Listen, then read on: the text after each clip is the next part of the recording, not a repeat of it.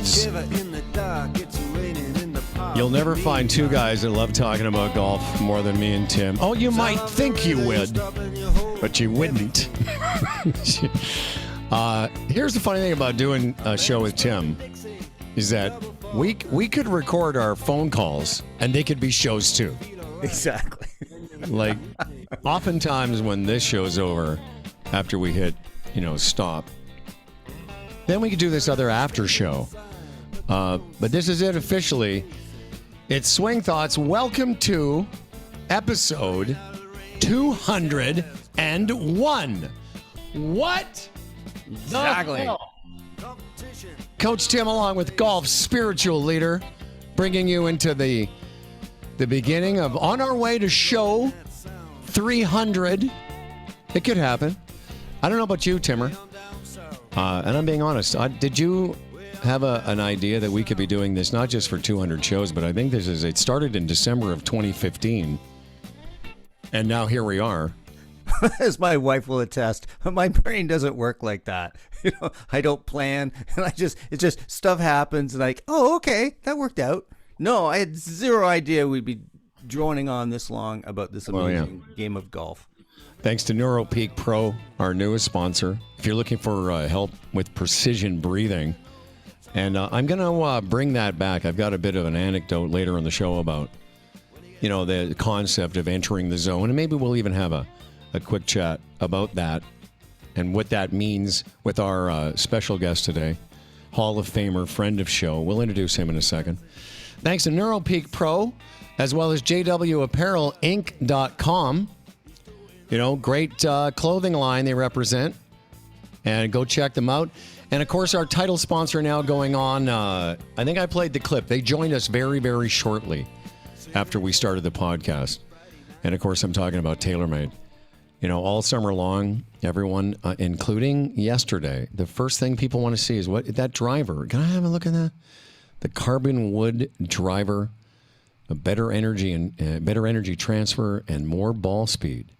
To learn more about TaylorMade products, and I know they're our friends, but if you can get into a TaylorMade fitting center, it is going to make the whole experience just come alive for you. And you can do that. TaylorMadeGolf.ca. Don't forget they also make great stealth irons. And the balls that we play, the TP5 and TP5X, trusted by players like Morikawa, McIlroy, O'Connor, and Glassman. Yeah. So I'm going to tag on to that. I just got off a call with a client 5 minutes ago, and he got himself a Stealth 3-wood. Nice. And he says, really, my problem is now I'm hitting it so far, I don't know how to adjust now. Oh, boo-hoo. Exactly. I said, that's a great problem to have, young man. That is the greatest problem to have. I just, these irons are going so far. I don't like it. Anyway, in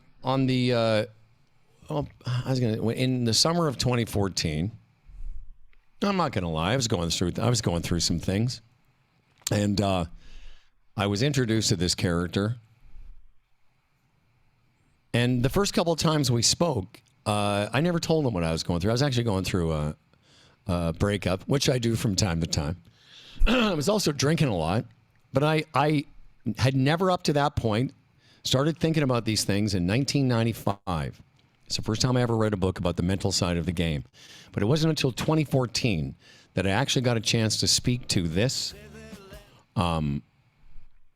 mental performance coach. He works with tour players from all over the world. He is an expert in neuro-linguistics programming, NLP, right? He's also a big cuddly bear who... Here's the thing. Here's what he is. If you were at a fair and you got to win like that big giant and you were walking around the exhibition, imagine that giant stuffed panda with a TaylorMade hat. That's who Paul Dewland is. And on the 12th of March, 2016, this angel man made his Swing Thoughts debut, and here he is on episode 2001. By way of introduction, we say hello to Paul Dewland. Panda bear, that's a good one. Do panda bears lose hair? When I met Paul in 2014, and when we were using Skype in those days, right, Paulie? Yep. And then I think it was the summer of 2015. I know this because I was still drinking and I was still smoking. I came down to Orlando, and after having a year worth of meetings with Paul on my computer, he walked into the range at Orange County where we met, and I was like, I had no idea you were huge. I almost didn't recognize him. I'm like, this guy that I've been talking to seems a lot smaller because it was on a computer. Anyway, hi, Paul Dewland. Hi, boys. Good to see you again. Yeah, good to see you. And I guess I know now I'm a panda bear due to my forehead going north. Yeah, there we go. Yeah, no. What's cool about this is, particularly on show 2001, 201. Yeah, whatever it is. Yes, mathematically challenged. Is that we've all known each other for a long, long time, and a key reason I coach now is because of you, pal. You mentored me in doing this, so it's just great to be along. So what's new with you, man? What's going on in terms of your coaching world? I get that question a lot. It's like, what's new? Because it's a standard greeting, and it's like an original question to ask in a podcast. Very original. Same old. I'm super busy, which and again, I'm saying that in a very grateful way. Just a lot of great people I work with, a lot of fun, so a lot of challenges too. Mm-hmm. But I don't really have anything new going on to say. It's just, well, Howard probably has a way better opening question than I just did. So there's no need to be. Are we gonna have our first fight on Swing Thoughts? No, I just feel like I made a bogey on the first hole, but it's okay. But it's all in your head. You didn't make a bogey. You haven't even finished the hole. I will say that this first couple of minutes is really added value for your listeners. Oh, absolutely. This is why people love this show. See, they think we say it's about the mental performance side of golf, but it's really about me and Tim just yelling about nothing. Well, I don't have a better or worse question, but what I would say maybe along the lines of what's new. Not only, it's great to hear that you're busy. Mm-hmm. I know you and I spoke within the last couple of months, so I know things are going well.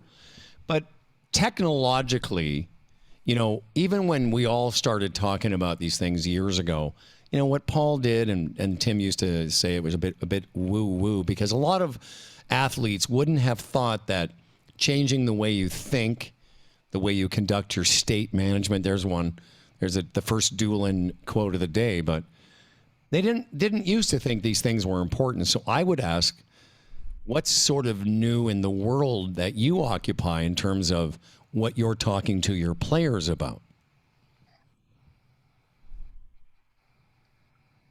I wouldn't say that there's anything new. I mean, what I would say is new in this world is just it's becoming a lot more mainstream. People are openly talking about, hey, I'm going to see my swing coach, then I'm going to see my mental coach, and no one's going mental coach. It's like, oh yeah, of course.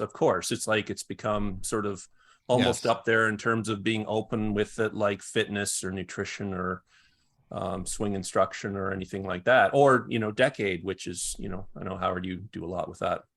And there's advances in terms of people's open-mindedness to different ways of improvement, which is, I think, hopefully that's a reflection of our society, because I think, just the idea of, mental wellness has become a lot more at the forefront, even than the last, have I seen it, 5 years. And of course, maybe even more recently, just with the pandemic and stuff. So, it's a good sign that people are willing to look at things that aren't necessarily all that tangible. Now, with that said, technology is evolving. I heard that you're using Neuropeak Pro, which is cool, because it's like now there's elements of these things that were abstract that can actually be measured through instruments, and you can track these things in data and things.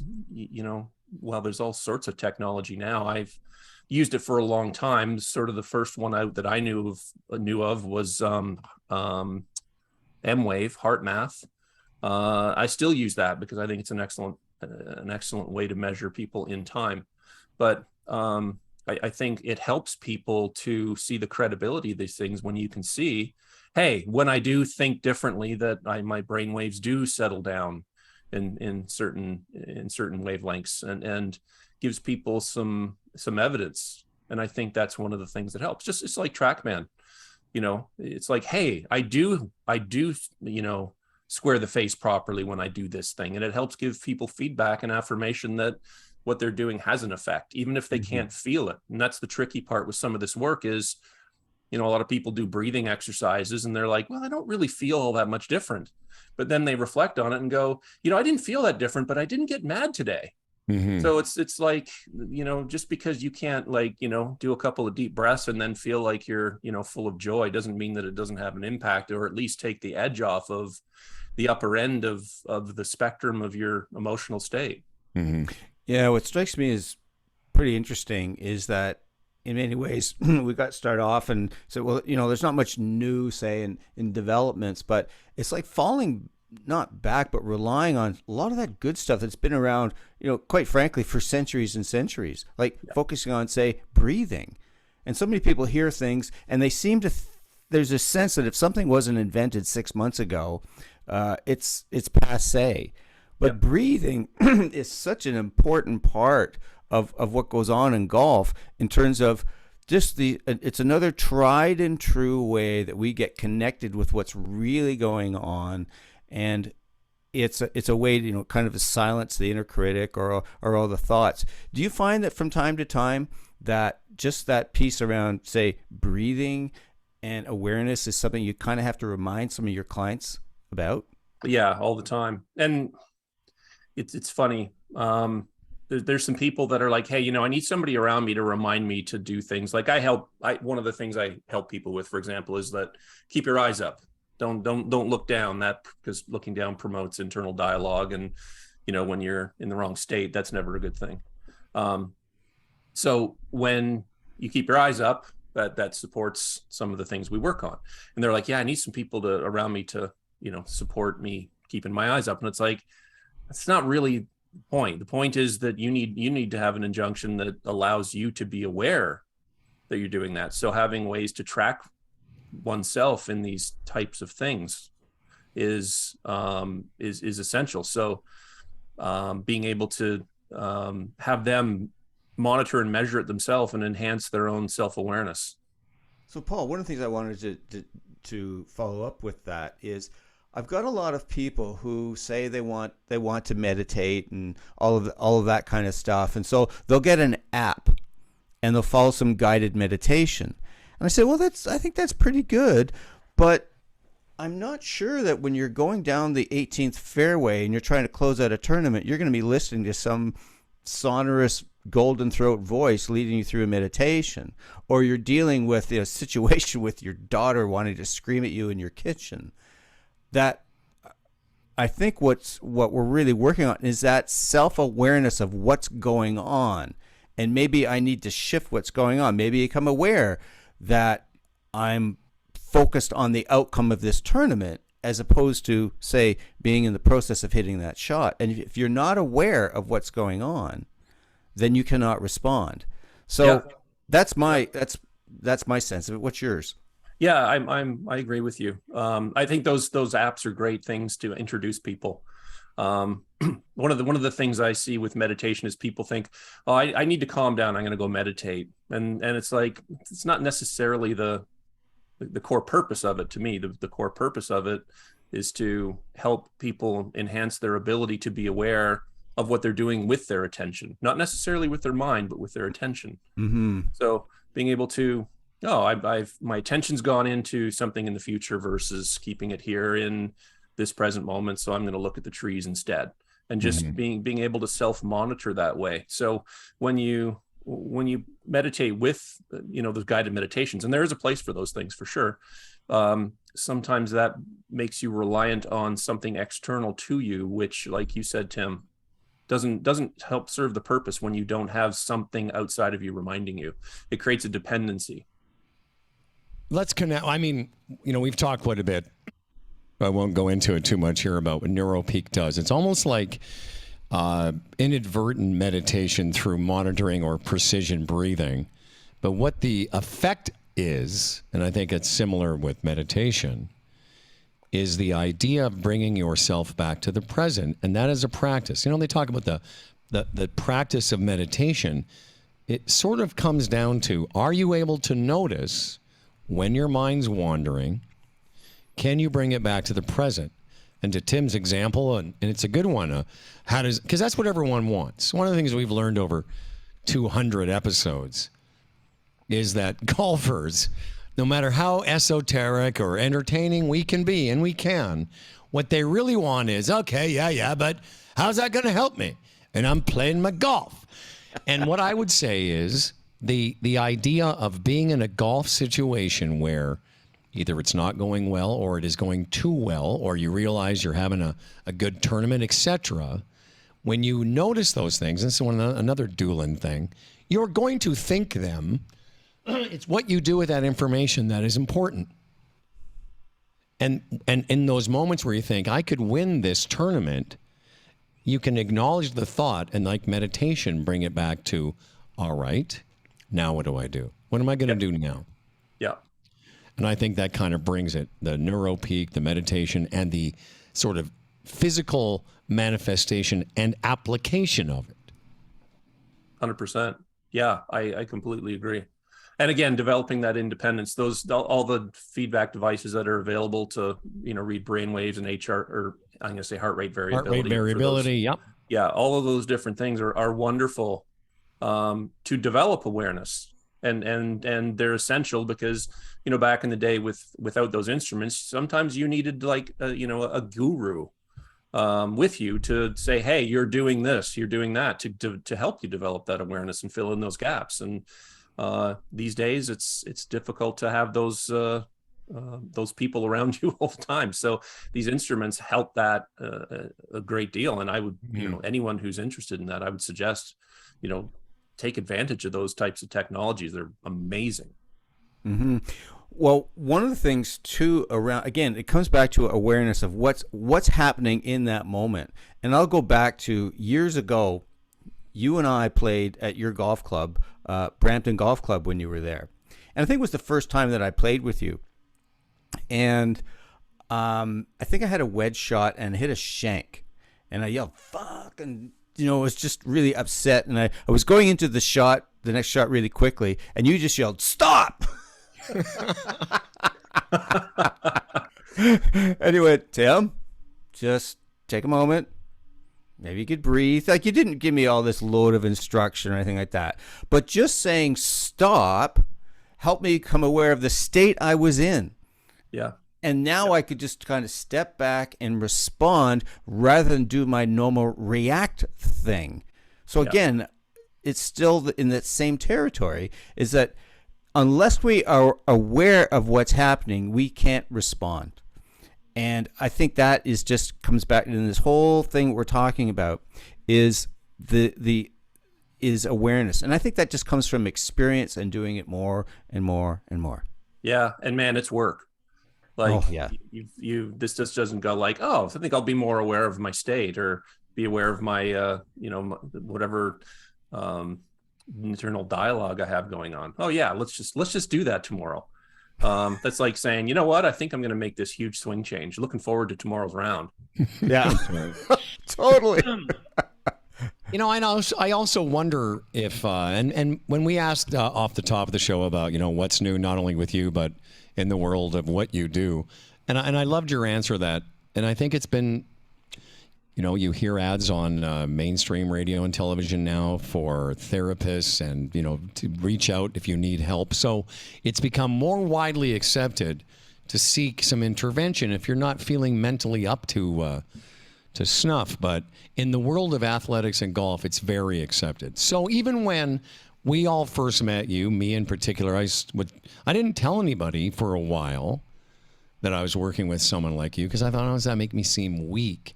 And now your name in my circle of people, it comes up all the time.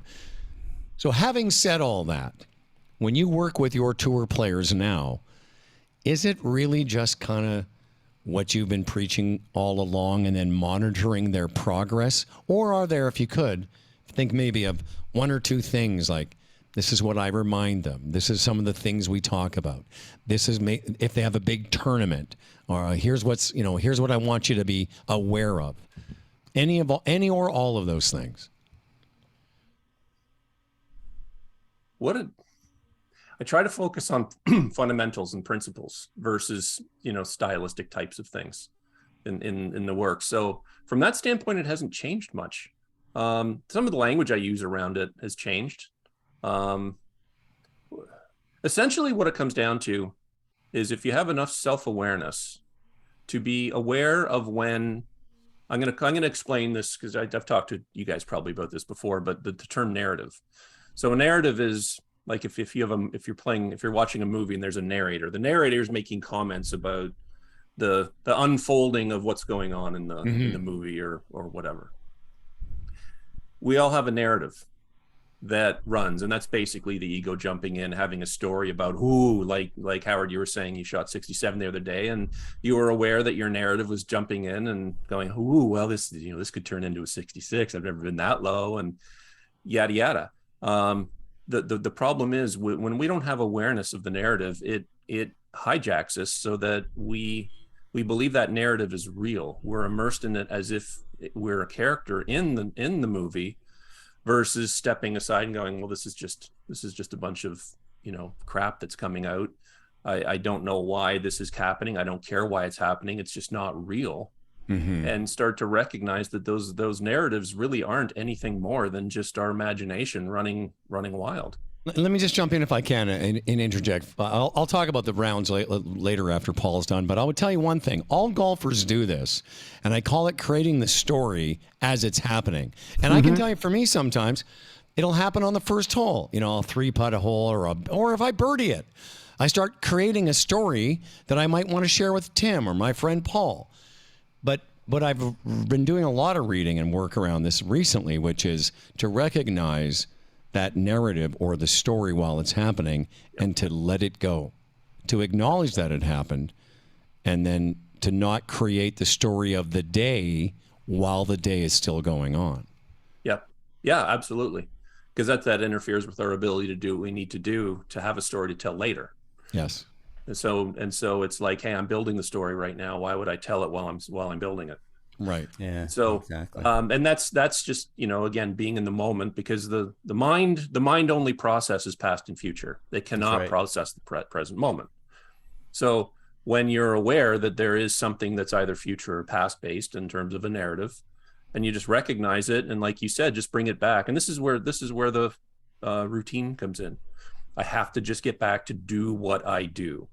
So right now I'm in the middle of preparing for a shot. I'm collecting information about the wind. The importance of this shot at the end of the tournament, which would be part of the narrative, has nothing to do with me collecting this information. So let me just collect the information. Let me do my swing rehearsal. Let me visualize my shot. Let me get myself set up. Those are all tasks you can do and immerse yourself in the moment. And when you do that on a regular basis, when you practice and when you play, and it becomes consistent, it becomes very reliable under pressure. So it's easier to transcend the narrative by immersing yourself in the task itself. Yeah, and man, this whole story narrative thing is something that I do in my life constantly. I get a story going, hey, I'm killing it, or I suck at this, or I'm not very good. I'll put a label on myself in terms of, as say a business person or whatever I'm doing. And to me, it's how golf intersects with life and life intersects with golf, is that it's an awareness of being caught in these narratives, which are all, as you said, all tied to the past. It's all tied there. And so do you find that, Paul, a lot of your work, because I certainly know with mine, I'll have some clients and they come to me through golf, and then we might go through talking about just no golf stuff for like 3 months or so, or what a time period of it. It's just life stuff, relationship stuff, awareness, just the stuff that goes on in their minds. And it's really quite amazing how, as I say, golf and life intersects like that.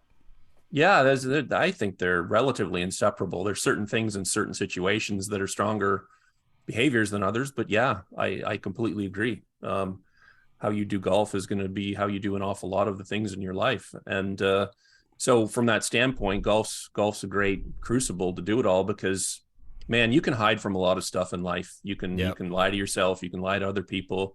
You can't hide from golf. It's just right. It's too raw.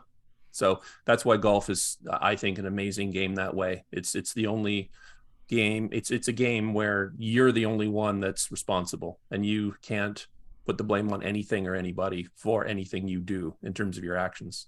You know, it's kind of fashionable to say, golf, the game builds characters, and then of course the corollary is a lot of people, they mentioned this last night, that Paul McGinley said is more of a game that reveals character, but I would also, my slash mark there, reveals / exposes.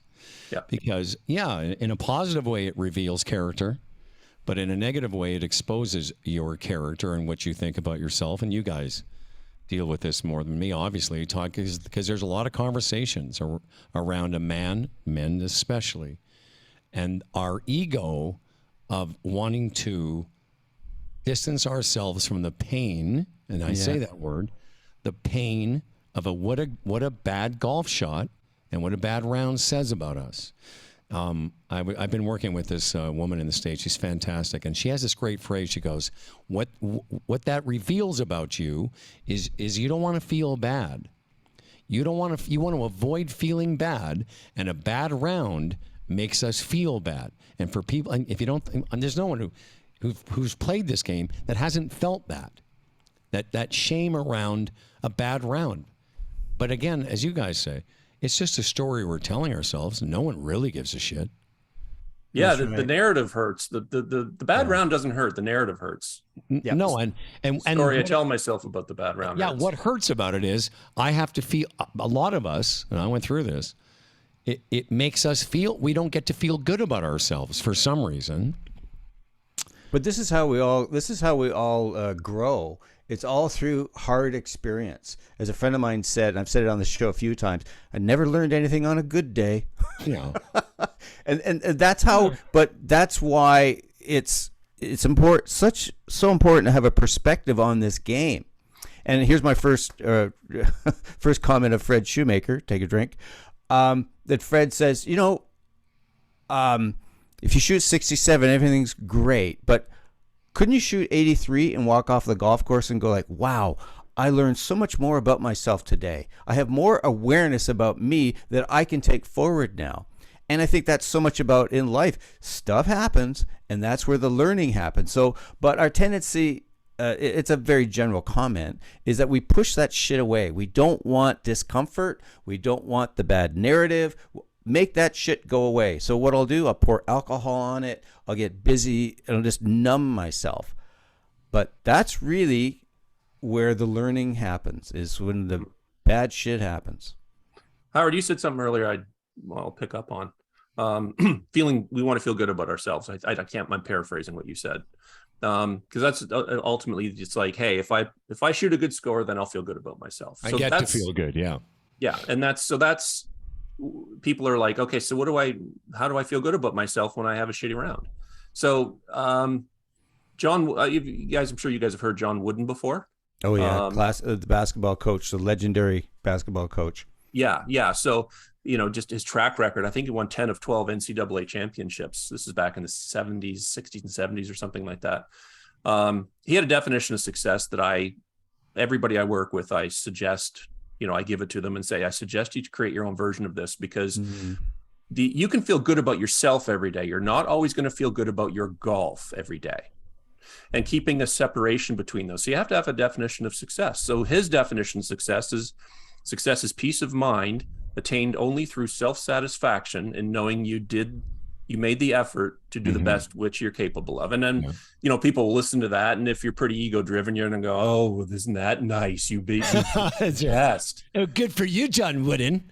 Right. But those are also the people that are going to be neurotic in the game, because they've been hijacked by the ego, and the ego feels good about itself for the outcomes. You have to feel good about yourself as a golfer for something else. And that can include, part of doing my best is learning everything I can from what goes poorly. Well, and one of the things that there's two things I'll quickly say. One is, and this came up a few shows ago, but I really believe this, and it's what I've dedicated the last couple of years too, which is if you're looking to get self-confidence from results, you're always going to be at the mercy of what those results are. It's funny you brought up those two numbers, 67 and 83, because 3 weeks ago, I played a pretty big tournament for me. Not that there's any tournaments bigger than others, but I played a significant event, and I talked about it on the show, Paul. Out of character, I made a bad decision late in a qualifier, and I made a big number, and then I didn't qualify. So I shot 83 with a 9 on the fourth last hole. But as I was driving home from the qualifier, I was in a great mood, and here's why. Because I did everything right that day in terms of my process.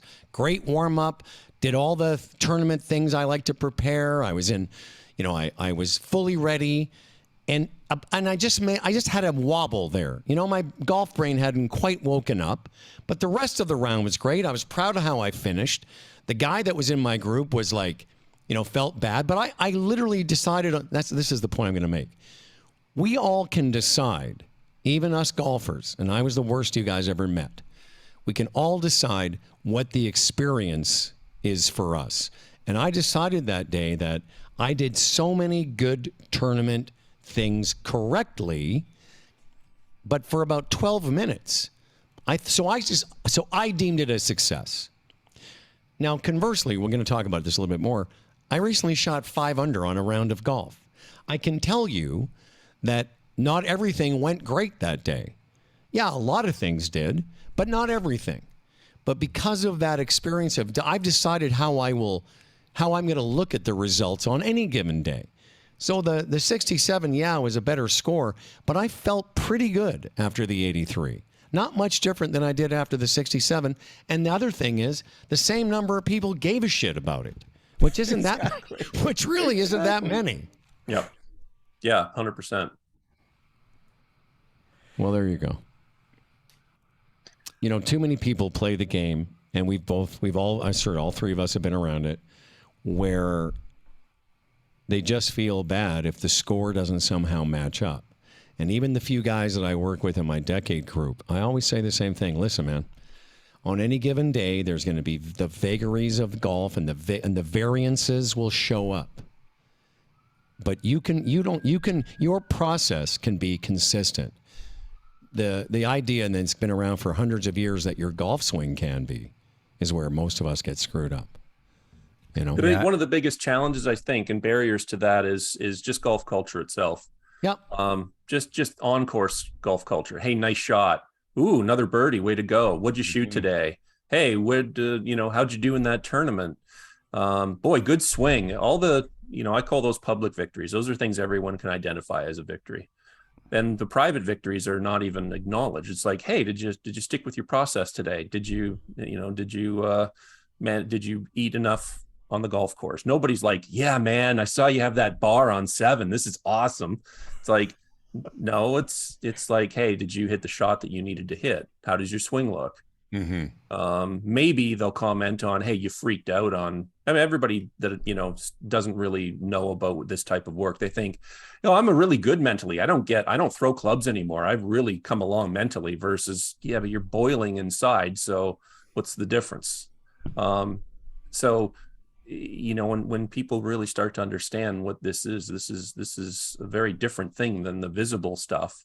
That the byproduct is some of the visible or public victories are going to be different, but the private victories lead to the public victories, and that's the most important thing people have to understand. Is when you anchor yourself in those things that aren't going to be socially reinforced at all. That you've got to make sure that you are disciplined to do this work. And that's why it's so challenging, is that you're pretty much on your own. Mm-hmm. Yeah, well, I'm glad you brought up, in essence, golf culture, because in the culture that we live in this broader culture, what we get all the time is about achievement and results, and are you maxing out on your potential, things like that. Are you driving the right car? Are you working your way towards a promotion? Is your handicap going down? All that kind of. And remember, we had Judson Brewer on our podcast years ago, And he said, in essence, looking for love in all the wrong places. That's right. Looking for that I'll be happy when I'll get this. I'll be happy when I, win a tournament. I'll be happy when I win 2 tournaments. But happiness doesn't come that way. It's an inside job. And so I think that but it's, again, not to throw the culture it's all to blame, but we do operate within this macro culture that says, look good, make sure you look good, competent, look like you got a good swing, and you know how to say the right things, and you make the right score and all that kind of stuff. And I think as you mature, and maybe I'll reflect back to Howard, I have a sense of what's going on for you around this, whether it's 67 and 83, is some experience and some maturity. And you just have some perspective of what's really important and what makes you happy. Tim, I got to ask, why are you asking Howard about maturity? No, he's got. You got there too fast. I was going to say it took 201 That is episodes. perfect. 201 episodes for the name Howard and maturity to be said in the same sentence. Fuck you, Dewland. We couldn't have gone there that up fast perfectly. enough. Oh my God. Both of us are running for that at the same time. I got it first. Fucker. Well, it is, listen, I mean, I look back at the last 6 years, the last 8 years for Paul and I, because I started working with Dewland even before I'd met Timmy. But it is, you know what it is? It's a maturation of my approach because, and I just talked to Paul briefly before we started. I said, I've just gotten more used to, because of the experiences I've had and the work, I'm to, flex or whatever, but I put a lot of work into it. And I'm not talking about my golf swing. I took it very seriously, and I've done everything I can to override my base instincts of immaturity and petulance and ego-based decisions and et cetera, et cetera. I mean, 2 people in my life that know that, very few know it better than you guys. And so, yeah, whatever maturation there's been, and there's only been a tiny bit, but as you know, I'm mature like a child. But when it comes to the game, my approach has matured because I know that if I shoot, and I've had some high scores this spring. In the last 3 weeks, my golf brain has definitely woken up. And also, being our age, it was cold in May. I was wearing 4 layers. It was cold and windy and shitty every day. And so, yeah, it took me a while to get going. But I can tell you, my last 3 weeks of scores are ridiculous. They've just all started to plummet again because I go out there every day. I'm not worried about what will I shoot or what will people think about me. All I do is I go, okay, here's the process that how I approach this. See how that works today. I'm not talking about my golf swing. I'm talking about how I work or my way around a golf experience. Yeah, I think you put your finger on it, man. I think that's you put your finger on it right there. It's what do I need to do? How am I doing what I'm doing? Right. That will hopefully produce the results. And let's face it, we want those results. I mean, it's not that the results are bad. Of course, that's awesome. It's like you shoot a 67. It's like you celebrate it, but you celebrate something different about it. It's like you celebrate what you did to get there versus, oh, I had a good day and I don't know why, but man, I feel good about myself because I shot 67. I don't think I can duplicate it, but hey, I feel good about myself about some random day that happened. Yeehaw. Well, we're going to wrap you up. Final thing I'll say on this is, and again, it's a decade thing, but it's also a golf thing. If you don't know what a good shot is, how are you ever going to know you hit it? Yeah, right. And that's one of the things they talk a lot about in Decade, about the idea of expectation management. And as I said to a guy I was playing with yesterday, I said, if you hit a good shot, if you hit a shot from 150 yards, blah, blah, blah, and it hits the green for your handicap level, that's amazing. But if you don't know that, and I didn't know it, I didn't know what a good shot, there's a perfect thing for me. I didn't know what a good shot was. And that's why I was always at the, sort of at the mercy of whatever. It had to be a perfect shot for me to understand that it was a good shot. Do you know what I mean? Yeah, for sure. Yeah, it didn't have anything to do with like you hit it exactly at your target, solid hit, all of that. It's a different thing. Yeah. Completely. I'll tell you who's a different thing is this Paul Dewland. I don't know how we were so lucky to come into his contact, but we are. We said your very first show is March 12th. But when I was doing 2016. 2016. And I was going through the shows last week in preparation for Show 200, and I saw a few names.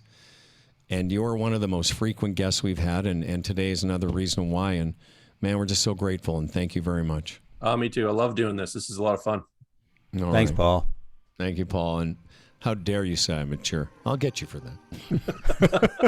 And considering some of the conversations away from golf you and I have had, that took a lot for you to say, well, didn't it? Yeah. Oh, yeah. It was too easy. It was good to see you guys. All right, good to see you, Paul. Paul Stay Dewland, well. a mental performance coach. And, listen, there's no doubt that we're lucky to be able to contact a guy like him. I've said it a few times, probably every time he's come out. He is one of the key reasons I went into doing this work. Casey introduced me to him. He started to coach me, and I started to get a sense of, hey, I could do this. And so, yeah, I owe him so much. I'm so grateful. I owe him a big debt. I don't know what the hell I could pay him. I don't think it matters. I've got to. I got about 15 more minutes, and then I got to get going. I got to drop Stan off, and then I'm on my way. I played a lot of golf the last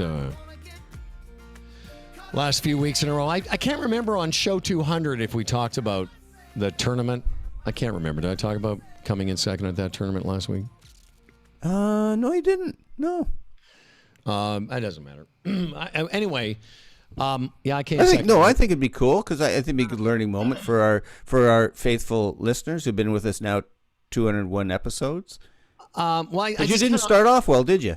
No, I was going to say, like, it was one of those things where I was in a big, these are tournaments, like top 30 guys in my age category, and the top 50 or 60 guys in the mid-M category. And there were some big names there. And one of the guys in my group finished fourth last year at the Ontario Senior M. So they're all good players. And I did. It's not that I didn't start off well. It's that I played very nicely in a tournament for the first time this year and finished second. I shot 75 on a golf course I'd never seen before. A very difficult course. Made a couple birdies, made an eagle. But it was just, I knew it was coming. I knew that I had some good golf coming. And that's I just want to talk a little bit more about that. We all dwell on how negative things are in our golf game.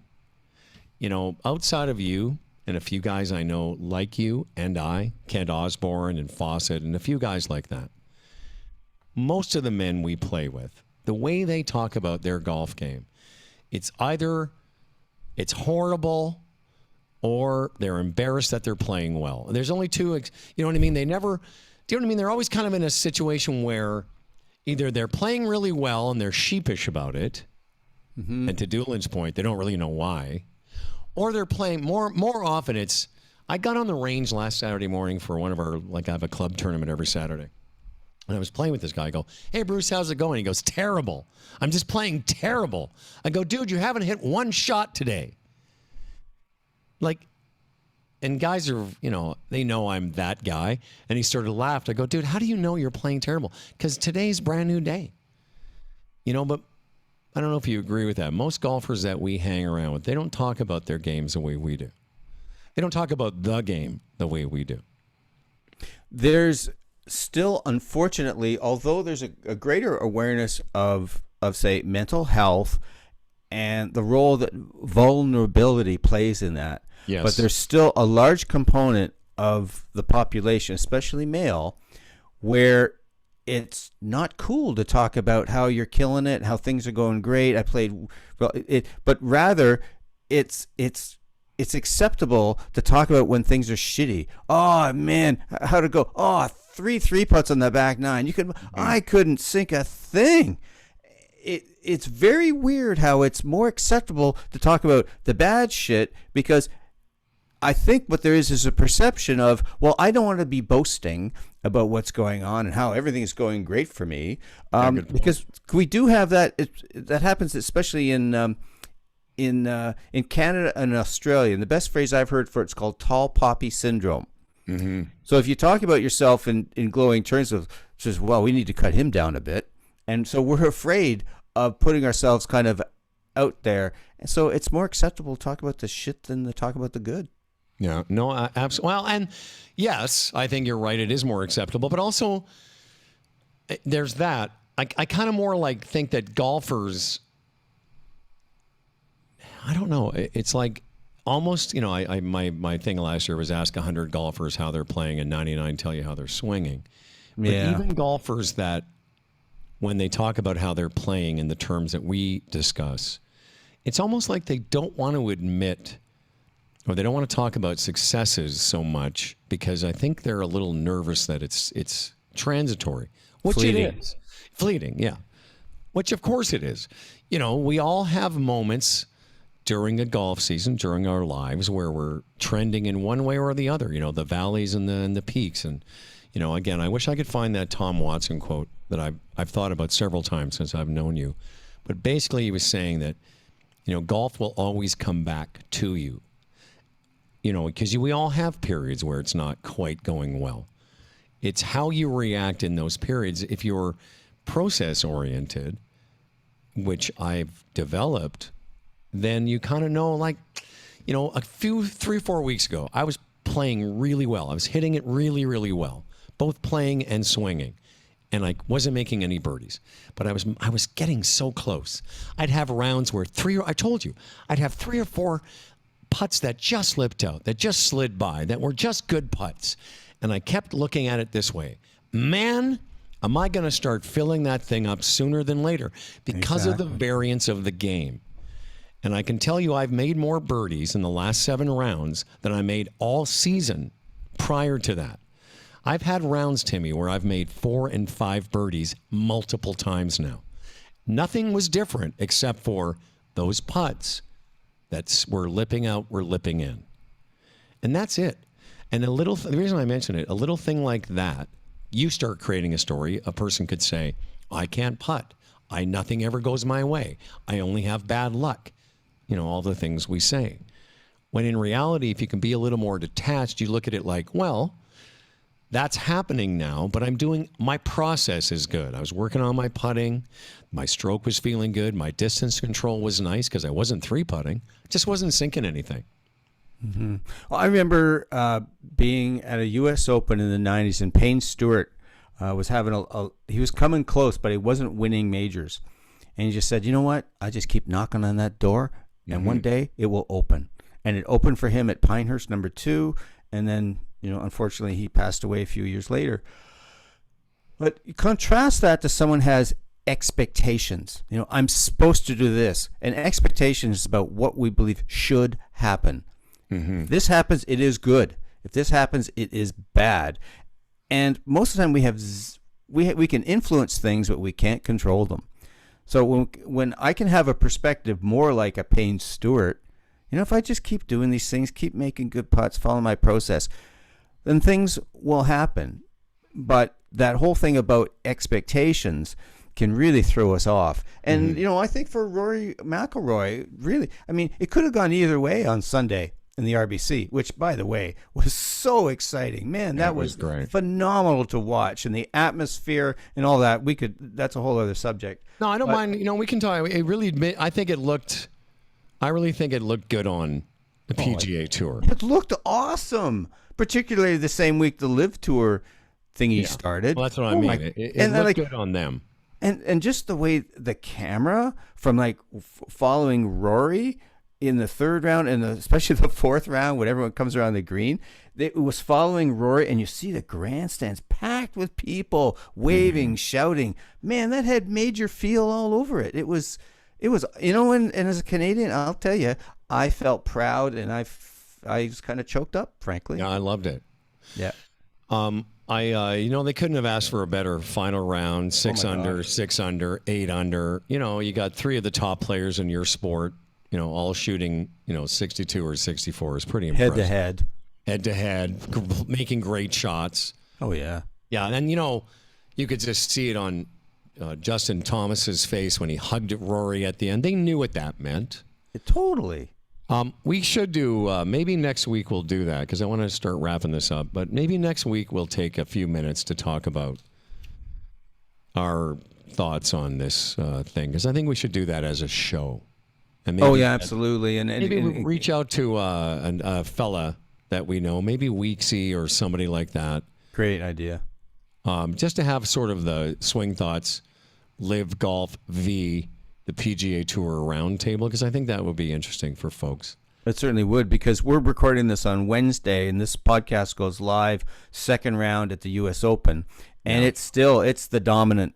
It's the dominant thing, and Brooks Koepka was throwing it back at the media. Why do you keep bringing this up? And I watched it again last night. I heard it, I should say, and then I watched it. First of all, I hate him. As you know.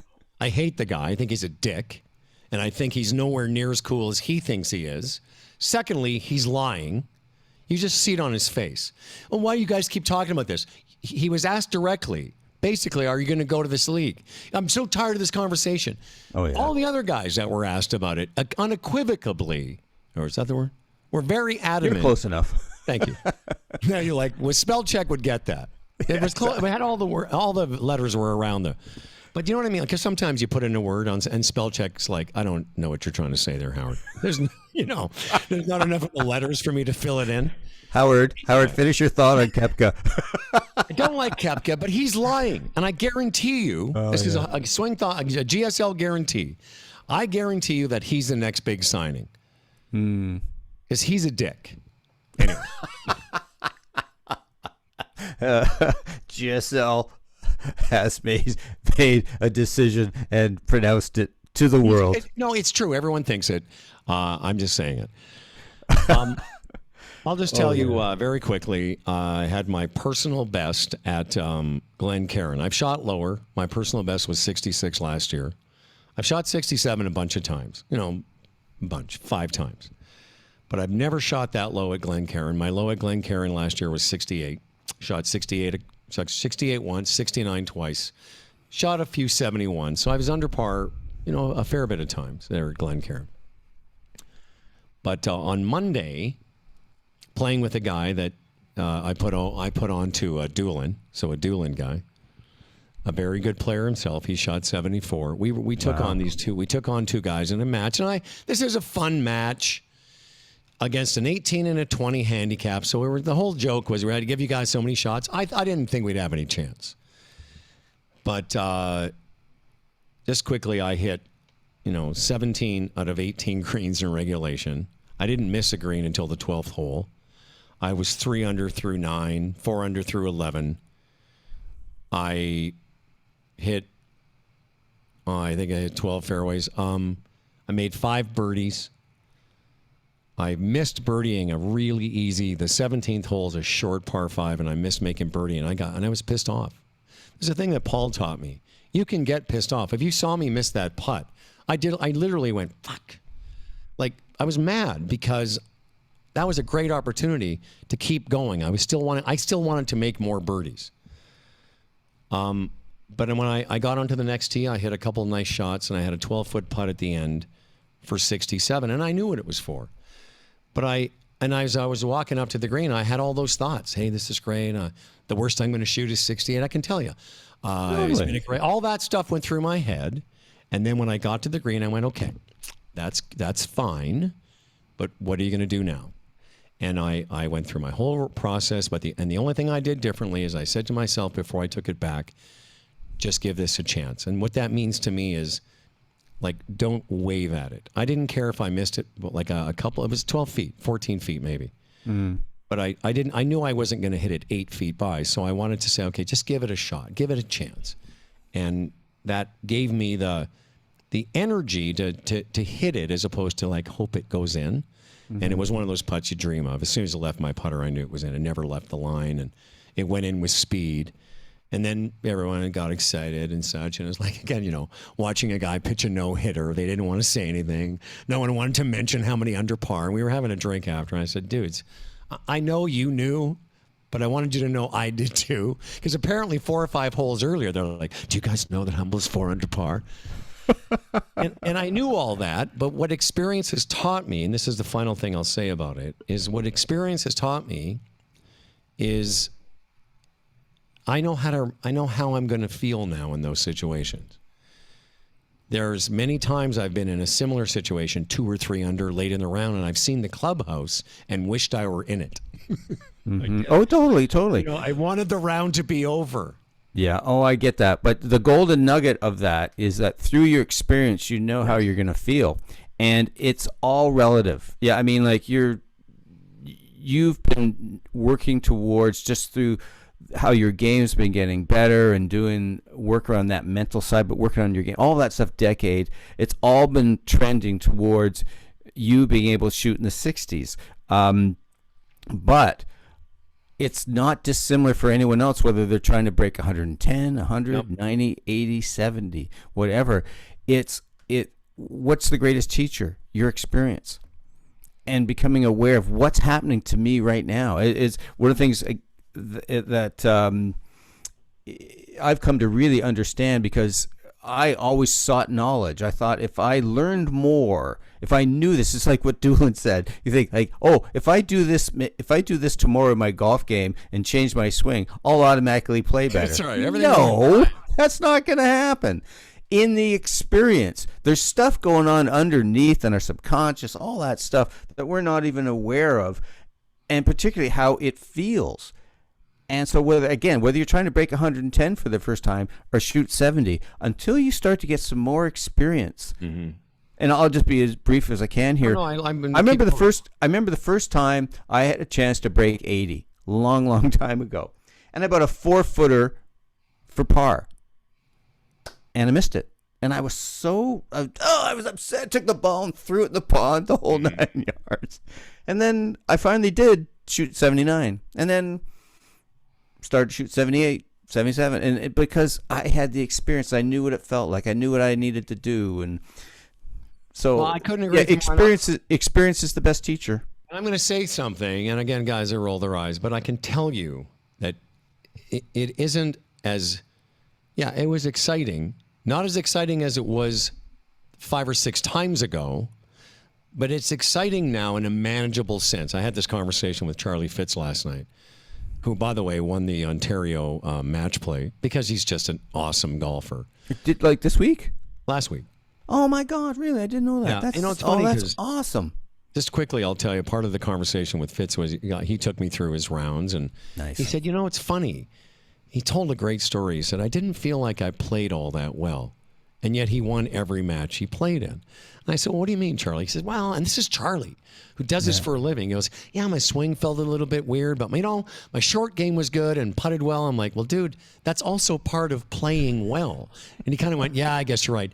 Anyway, and he described they had to go to a playoff, and he didn't hit a very good shot, but the other guy, blah blah blah. But even at his level, he felt like he didn't have his A game. But I said, "Charlie, in match play, you don't have to shoot 67. You just have to beat that guy no matter what the round." Because he told me, he said, last year in the match play, he said, I was under par every round, and I just went through it like no problem. He said, in this year's match play, in 6 rounds, he said, I think I was only under par once. The rest of the time, I just played well enough to win. I go, but both of those are playing well, like even he thought, well, my swing was a bit loose. Listen, man, if I can't stress this enough. If you saw some of the shots I hit on Monday, yes, there were a lot of them that were very good. And I was controlling my ball well, meaning I hit a lot of fairways and I obviously hit a lot of greens. But there were a couple shots, a couple of tee shots that I kind of cut a little bit, just happened to hit it in the right spot. There was a 3-wood that I kind of came up and it came out really low, but the path was good, so it was straight. Like it wasn't well hit. It just didn't get me in trouble. And I'll finish by saying, I know it'd be great. You'd love to shoot 67, but whatever number that is a special one to you, what you'll find is on those days of, if it's 75 and you normally shoot 82, it just doesn't feel much different. On Saturday at our course, we have this tournament, and I went out and I had the low round of the day. I shot 72. And I can tell you that the 72 I shot Saturday, and I shot 72 again yesterday, didn't feel much different than shooting 5 better. I just had a couple things go my way. I sank a couple longer putts. I sank 2 that were really long, like 40-footers. And they just went in instead of lipping out. But the rest of my game, you wouldn't really have been able to pick much different from that. They sort of look the same. And that's why I say if you're an 85 shooter and you have a chance to shoot 76, you'll notice that it's not It's not that different.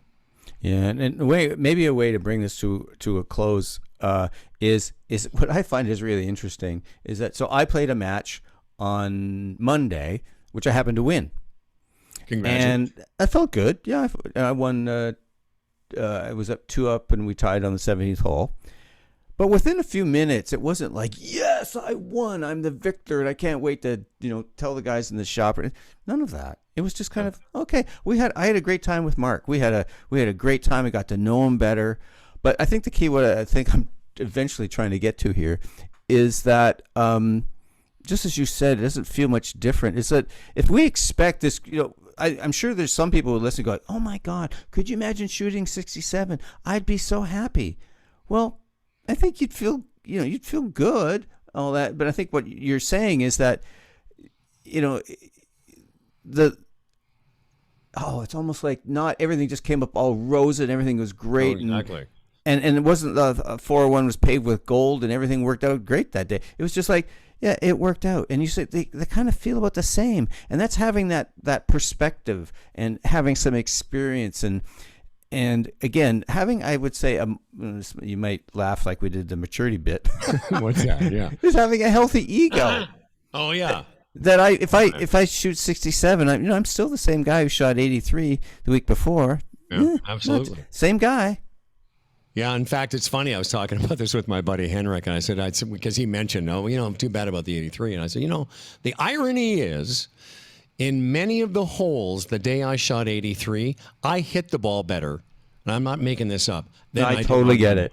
I think anyone who plays the game a lot at a decent level understands that completely. There were some drives I hit the day I shot 83 that I didn't even come close to the day I shot 67.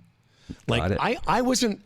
It's ironic again. What golf's like. I've been driving it great this spring, and not having a lot of success with putts going in. Been putting very well. Well, the last 4 or 5 rounds, I haven't shot over 75, but my actual tee ball is just okay. Like I'm getting it in play. But that day at Tangle Creek, I hit some great drives, like really good ones for me. Unfortunately, that 9 kind of derailed me in terms of qualifying. But it's interesting what you said. The quality of the golf ball striking doesn't necessarily mean you're going to score better, which I wish I'd have known that, man. I wish you could. Yeah, but again, to connect with what Paul was saying, that doesn't connect with any kind of narrative. Exactly. I drove the ball well, so therefore this and therefore that. No, just golf and like life are not like that. We just, I know. It just, stuff happens, man. And we got to roll with it, whatever way it goes. Well, there you go. We're on our way to 300. Only 99 more left. I hope that we're all doing this. I hope it won't. And the nice thing is, I know it won't take us, 7 years. We'll both still probably have some of our faculties. Thanks to Paul.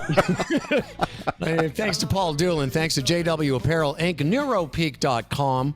Precision breathing is where it's at. And we can't say enough about TaylorMade Golf.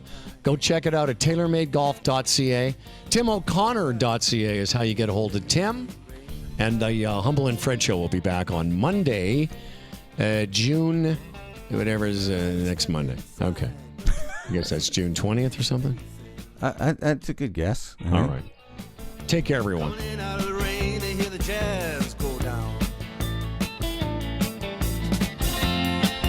Competition